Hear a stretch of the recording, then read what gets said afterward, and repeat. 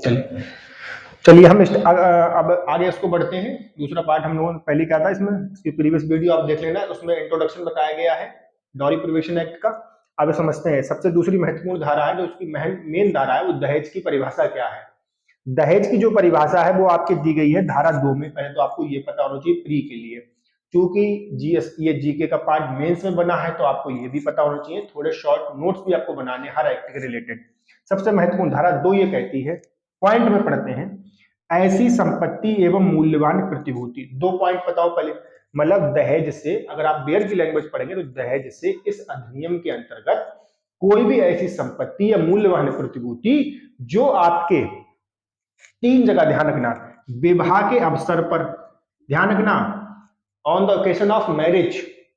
उसके पूर्व यानी कि विवाह के पूर्व भी, और उसके पश्चात भी किसी भी समय, यानी 1986 अमेंडमेंट यहाँ पे लिखा हुआ है, 1986 के संशोधन के पश्चात, अब विवाह के पश्चात भी अगर किसी समय पर, अब ध्यान दो यहाँ पर 2-3 बातें, किसी भी समय पर, मान लीजिए विवाह का कोई, भाई विवाह के किसी भी पक्षकार द्वारा, मान लो विवाह का कोई भी पक्षकार है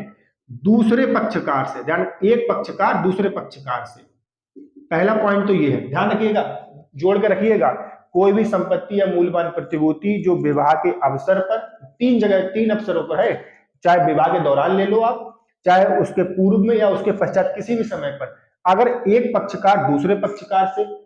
पहली बात। दूसरी बात, किसी भी विवाह का किसी भी पक्षकार, चाहे आपके वर पक्ष का हो चाहे वधु पक्ष का हो, किसी भी पक्षकार के माता पिता या कोई भी अन्य व्यक्ति, देखो ध्यान दो, माता पिता वो चाहे किसी के भी हो, चाहे ब्राइड के हो चाहे ग्रूम के हो, किसी के भी माता पिता या अन्य व्यक्ति, ठीक, अन्य व्यक्ति में उसके रिलेटिव्स आ जाएंगे, विवाह के किसी अन्य पक्षकार से या अन्य व्यक्ति से, ठीक, ध्यान रखिएगा, देखो ध्यान दो, आप फिर से ध्यान रखना, मान लीजिए ब्राइड के माता पिता, और ब्राइड के माता पिता मान लीजिए किसी पक्षकार, मान लीजिए कोई जो आपके ग्रूम हो उसके माता पिता से कोई दहेज की मांग करता है, ठीक है, तब इन सिचुएशन में ध्यान रखिएगा, फिर से पकड़ लो, ऐसी संपत्ति या मूल्यवान प्रतिभूति जो विवाह के अवसर पर या उसके पूर्व या उसके पश्चात किसी भी समय विवाह के एक पक्षकार द्वारा दूसरे पक्षकार से, विवाह के किसी भी पक्षकार के माता पिता, ध्यान रखना, माता पिता किसी अन्य व्यक्ति के द्वारा विवाह के किसी पक्षकार या अन्य व्यक्ति से प्रत्यक्षता, देखो प्रत्यक्ष या अप्रत्यक्ष, ध्यान रखना, डायरेक्टली या इनडायरेक्टली दी गई है, ध्यान रखना, दी गई है, ध्यान रखिएगा, दी गई है या ली गई है, साथ ही साथ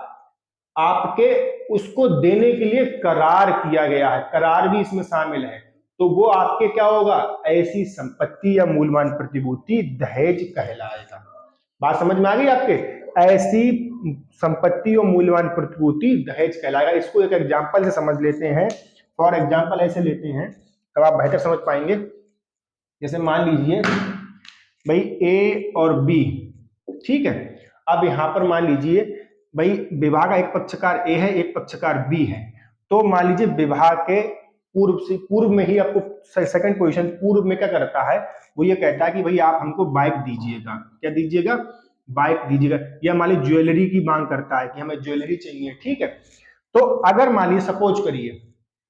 अब ये विवाह के पूर्व ये तय हो चुका है और विवाह के अवसर पर ये चीज दी जाती है, ध्यान रखिएगा, दी जाती है विवाह के अवसर पर, या मान लीजिए ये तय होता है कि भाई विवाह के पश्चात एग्रीमेंट कर लेते हैं कि विवाह के पश्चात 2 साल के भीतर आप हमें ये चीज देंगे, तो ये सब क्या होगा, ये पूरी संपत्ति क्या मानी जाएगी, दहेज मानी जाएगी। ये आपके इसकी सिंपल परिभाषा है। अब इसमें जो ध्यान क्या रखना है, वो ध्यान ये रखना है 3 बातें, संपत्ति और मूल्यवान प्रतिभूति। अब यहाँ पर मूल्यवान प्रतिभूति से समझ लो आप, स्पष्टीकरण दिया गया है इसके इस धारा में नीचे ही आपके, जो ये कहता है मूल्यवान प्रतिभूति का अर्थ क्या है, जो धारा 30 में आईपीसी में दिया गया है। धारा 30 आईपीसी वैल्यूएबल सिक्योरिटी के बारे में बात करती है। वो क्या कहती है, मान लीजिए कोई भी ऐसी वैल्यूएबल सिक्योरिटी तात्पर्य ऐसे मान लीजिए दस्तावेज से है जिससे किसी भी अधिकार का सृजन हो सकता है, क्रिएट कर सकते हो, ट्रांसफर कर सकते हो। जैसे मान लो सपोज करो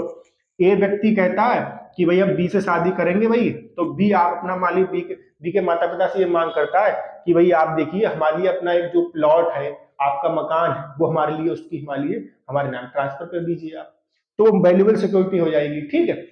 तो ये अगर इन 3 मौकों पर, ये 3 मौके ध्यान रखना चाहिए, खासकर जो पश्चात वाला है यानी विवाह के पश्चात भी, वो 1986 द्वारा जोड़ा गया है, ये भी आपको पता होना चाहिए। और अगर प्रत्यक्ष या अप्रत्यक्ष लेता दी गई है,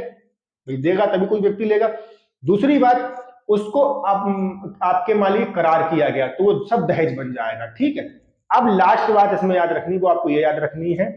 कि जिन व्यक्तियों पर शरीयत यानी मुस्लिम विधि लागू होती है, तो एक मेहर आप लोग पढ़ेंगे, कंसेप्ट पढ़ा होगा मेहर, एक राशि तय की जाती है, वो मेहर इसमें आपके नहीं आएगी, यानी वो दहेज शब्द के अंदर मेहर इसमें नहीं आता है। चलिए, ये आपकी दहेज की परिभाषा हो गई। एक केस लॉ आप इसमें याद रखें जिसमें दहेज की परिभाषा को बहुत अच्छे से बताया गया है, वो बताया गया है रीमा अग्रवाल बनाम अनुपम का केस है। रीमा अग्रवाल बनाम अनुपम का केस है, 2007 का शायद केस है, आप 2004 या 2007 का केस है आपके। तो इस परिभाषा में इसमें क्या बताया गया, इसमें यह कहा गया है कि मान लो कोई भी संपत्ति विवाह के प्रतिफल के रूप में दी जाती है। ध्यान रखना, प्रतिफल आप समझ सकते हो, प्रतिफल यानी संविदा के तौर पे आप ध्यान रखना, यानी आप ये करिए तो हम आपको ये काम करेंगे, प्रतिफल सिंपल अर्थों में ये होता है। ठीक है, तो अगर मान लीजिए विवाह के प्रतिफल के रूप में अगर कोई भी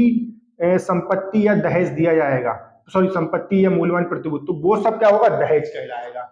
लेकिन उन्होंने ये कहा अगर प्रकृति की जो पारस्परिक अनुक्रम है या प्रेम और स्नेह में हम लोग बहुत सी चीजें देते हैं अपने वर वधू दोनों के लिए, तो अगर प्रेम के फलस्वरूप कोई चीज दी गई है तो वो संपत्ति आपके दहेज की परिभाषा में नहीं आएगी और वो दंडनीय नहीं होगी। तो ये आपके दहेज की परिभाषा है। अगले वीडियो हम लोग धारा 3, 4, 5 और ये ऑनवर्ड्स जो भी धाराएं उनको हम कंप्लीट करेंगे और 2-3 वीडियो में याद कर लेंगे। आप वीडियो कंप्लीट देखें, यूपी वैकेंसी आई चुकी हैं। चलिए, धन्यवाद।